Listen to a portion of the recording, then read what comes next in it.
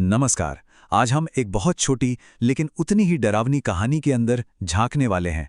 हम ये समझेंगे कि कैसे बस कुछ शब्द हमारे दिमाग में एक ऐसा जाल बुन सकते हैं जिससे निकलना मुश्किल हो जाए। तो चलिए शुरू करते हैं। तो कहानी शुरू होती है एक बहुत ही कह सकते हैं आम सी जगह से, एक कॉलेज की लाइब्रेरी। रितिका नाम की एक स्टूडेंट है और उसे लाइब्रेरी के किसी शांत कोने में एक पुरानी सी डायरी मिल जाती है। अब देखिए, ये कुछ ऐसा है जो हम में से किसी के साथ भी हो सकता है, राइट? और बस यही बात इसे और भी असली और डरावना बना देती है। लेकिन ये कोई मामूली डायरी नहीं है। इसके कवर पर सिर्फ एक लाइन खुदी हुई है। ये एक चेतावनी है या शायद एक बुलावा। ये एक ऐसा सेंटेंस है जो दिमाग में तुरंत कई सवाल खड़े कर देता है। क्या ये कोई मजाक है या फिर कुछ और ही बात है, कुछ बहुत गहरा? और बस यहीं पर ये कहानी सिर्फ रितिका की नहीं रहती, ये हमारी भी बन जाती है। जरा सोचिए, अगर ये डायरी किसी को मिलती, क्या वो इसे खोलने से खुद को रोक पाते? ये सवाल ही इस कहानी का सेंटर पॉइंट है, जो देखने वाले और कहानी के किरदार के बीच की लाइन को धुंधला कर देता है। तो आखिर इस कहानी में ऐसा क्या है जो हमें फौरन अपनी पकड़ में ले लेता है? चलिए इसके शुरुआती हिस्से को थोड़ा एनालाइज करते हैं, जिसे लिटरेचर की भाषा में हुक कहते हैं। ये वो कांटा है जो सिर्फ कहानी के कैरेक्टर को ही नहीं बल्कि हमें भी अपनी तरफ खींच लेता है। यहाँ देखिए, कहानी कुछ क्लासिक चीज़ों का इस्तेमाल करती है। एक पुरानी डायरी, उस पे लगा एक ताला, लाइब्रेरी का एक छिपा हुआ कोना। ये सारी चीज़ें मिलकर एक मिस्ट्री और खोज का माहौल बना देती हैं और हम तुरंत कहानी की दुनिया में खींचे चले जाते हैं। तो वो जो लाइन खुदी हुई थी ना, वो सिर्फ एक वार्निंग नहीं है। असल में ये एक लिटरेरी डिवाइस है जिसे हुक कहते हैं। ये पढ़ने वाले को सीधा चैलेंज करता है और कहानी का जो स्टेक है वो एकदम से बढ़ जाता है।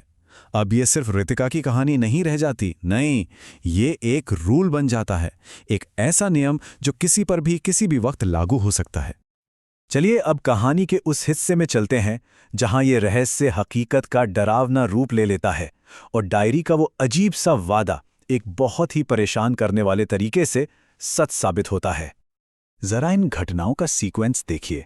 दोपहर में एक अजीब चीज मिलना और रात होते होते उसका एक सुपर नेचुरल घटना में बदल जाना, ये सब कुछ इतनी तेजी से होता है कि हमें या रितिका को सोचने या संभलने का मौका ही नहीं मिलता और टेंशन बस बढ़ता जाता है, बढ़ता जाता है। और ये वो पल है जहां सब कुछ बदल जाता है।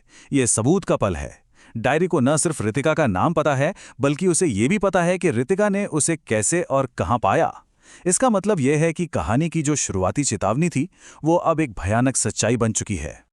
जब पहला पन्ना ही इतना भयानक सच बता सकता है, तो सोचिए आखिरी पन्ने पर क्या लिखा होगा।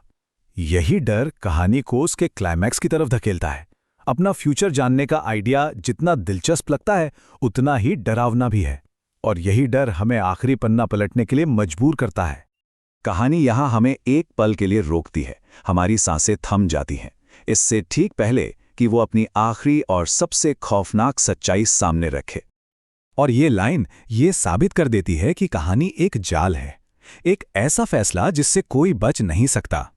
ये सिर्फ रितिका की किस्मत नहीं बताती, बल्कि ये भी बताती है कि ये एक कभी ना खत्म होने वाला चक्र है। वो न तो पहली थी और ना ही आखिरी होगी। तो आइए अब इस कहानी के जाल की बनावट को परत दर परत खोलकर देखते हैं। आखिर वो कौन से कदम हैं जो इस छोटी सी कहानी को इतना असरदार और इतना शक्तिशाली बना देते हैं। तो अगर हम इस पूरी कहानी के स्ट्रक्चर को तोड़कर देखें तो ये 3 सिंपल स्टेप्स में काम करती है। पहला है हुक, जो एक रूल सेट कर देता है कि भाई ऐसा करोगे तो ऐसा होगा। दूसरा स्टेप है सबूत, जहां कहानी ये प्रूफ करती है कि ये रूल सच में काम करता है और ये बहुत खतरनाक है। और फिर आता है तीसरा और आखिरी स्टेप, फैसला। ये उस खतरनाक रूल को सीधा कैरेक्टर पर लागू कर देता है और फिर बचने का कोई रास्ता नहीं बचता। और ये पूरा एनालिसिस हमें एक बहुत बड़े सवाल पर लाकर छोड़ देता है।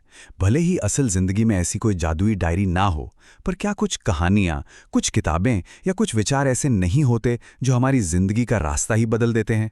जरा सोचिए, वो कौन सी कहानियां हैं जिन्होंने हमारी अपनी कहानी का एक चैप्टर लिखा है।